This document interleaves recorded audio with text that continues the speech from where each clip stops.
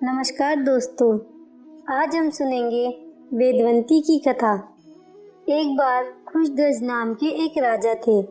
वह अत्यंत ज्ञानी थे, इसलिए उन्हें देवगुरु बृहस्पति के पुत्र की भी उपाधि प्राप्त थी। उनकी एक पुत्री थी। जब उसका जन्म हुआ तब वह रोने के स्थान पर वेदों की महिमा गाने लगी, जिससे प्रसन्न होकर उसके माता पिता ने उस कन्या का नाम वेदवंती रखा। वेदवंती भगवान विष्णु को बहुत मानती थी। एक बार वेदवंती तप करने बैठी थी। उसे तप करते करते 3 दिवस पूर्ण हुए। वह भूखी प्यासी थी। उसके पिता खुशध्वज ने जब यह देखा तो वह चिंतित हो उठे। उन्होंने वेदवंती की तपस्या भंग करने का निश्चय किया। तभी वातावरण में नारायण नारायण नाम की ध्वनि उत्पन्न हुई। वह ध्वनि देवऋषि नारद की थी।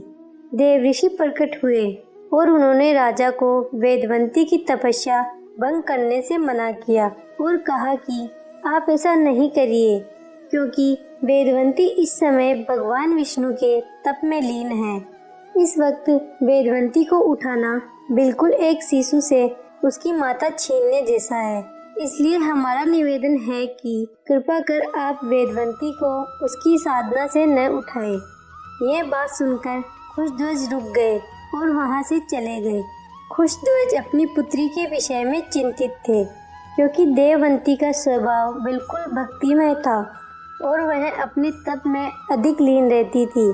खुशध्वज को यह चिंता थी कि वेदवंती का विवाह कैसे होगा, कौन करेगा वेदवंती से विवाह, वेदवंती की संतान होगी या नहीं, कौन पुरुष वेदवंती को अपनी अर्धांगिनी के रूप में स्वीकार करेगा, क्या वेदवंती आजीवन अविवाहित रहेगी। राजा ने यह सारी बात अपनी रानी को बताई। रानी भी अपनी पुत्री के स्वभाव से चिंतित रहती थी। फिर उनके अंधकार भरे जीवन में एक ज्योति जली। जब वेदवंती ने एक दिन अपने पिता से कहा कि वेदवंती ने अपने आप के लिए एक वर पसंद किया है।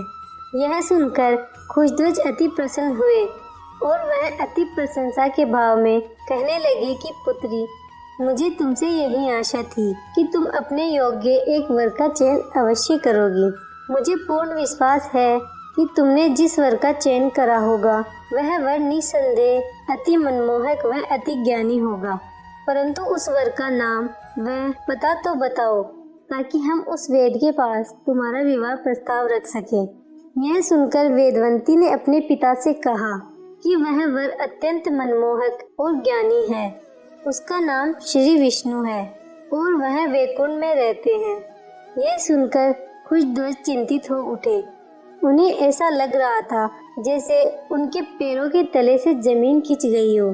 वह कभी शांत होते तो कभी अपनी पुत्री को निहारते। काफी देर तक कोई वार्तालाप नहीं हुई। फिर खुशध्वज ने अपनी चुप्पी तोड़ते हुए कहा कि पुत्री, तुम खुद नहीं जानती कि तुम क्या कह रही हो। तुम जिस विष्णु की बात कर रही हो उसकी कृपा से सृष्टि की रक्षा होती है।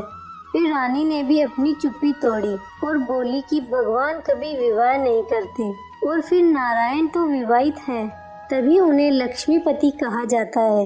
इसलिए तुम यह विचार अपने मन मस्तिष्क से सदैव के लिए निकाल दो।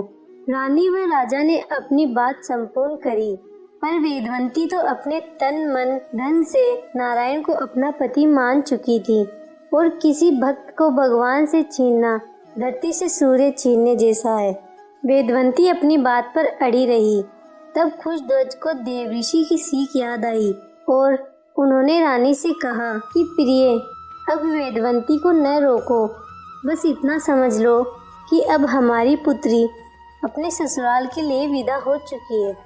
वेदवंती भगवान विष्णु को प्राप्त करने के लिए एक वटवृक्ष के नीचे बैठकर तप करने लगी। उसने कई वर्षों तक तप किया। उसके तपोबल ने वटवृक्ष के नीचे ही वैकुंठ धाम बना दिया। उसकी यह तपस्या इतनी कठिन थी जितनी देवता भी तपस्या नहीं कर सकते। भगवान विष्णु सब देख रहे थे। इस कठोर तपस्या से प्रसन्न होकर भगवान विष्णु प्रकट हुए और उन्होंने वेदवंती से वर मांगने को कहा। तब वेदवंती ने भगवान नारायण को अपने पति के रूप में मांगा। तब भगवान बोले कि मैं तो विवाहित हूँ, परंतु मैं अपने किसी अवतार में तुम्हें अपनी पत्नी अवश्य बनाऊंगा। फिर भगवान चले गए। वेदवंती दोबारा तप करने लगी। तभी रावण वहां आया। वह वेदवंती की सुंदरता देख मोहित हो गया और उसके साथ अभद्रता करने लगा। तब वेदवंती ने रावण को श्राप दिया कि वेदवंती ही रावण के वध का कारण बनेगी। फिर वेदवंती रथ में सवार होकर स्वर्ग की ओर चली गई। समय बीता और एक दिन रावण सीता का अपहरण करने आ गया।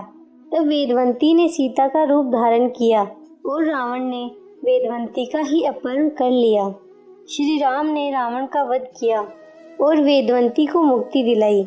सीता की अग्नि परीक्षा इसलिए हुई ताकि श्री राम सीता को वापस प्राप्त कर सके। जब अग्नि परीक्षा समाप्त हुई तब सीता ने श्री राम से कहा कि वेदवंती ने बहुत दुख सहे हैं, इसलिए आप वेदवंती को अपनी पत्नी बनाएं। तब श्री राम ने ऐसा ही किया। आपको ये कथा कैसी लगी नीचे कमेंट करके हमें ज़रूर बताइएगा। अगर आपको ये कथा पसंद आई हो तो अपने दोस्तों के साथ ज़रूर शेयर करें और ऐसी ही प्यारी कथाएं सुनने के लिए हमारे चैनल को सब्सक्राइब करें। धन्यवाद।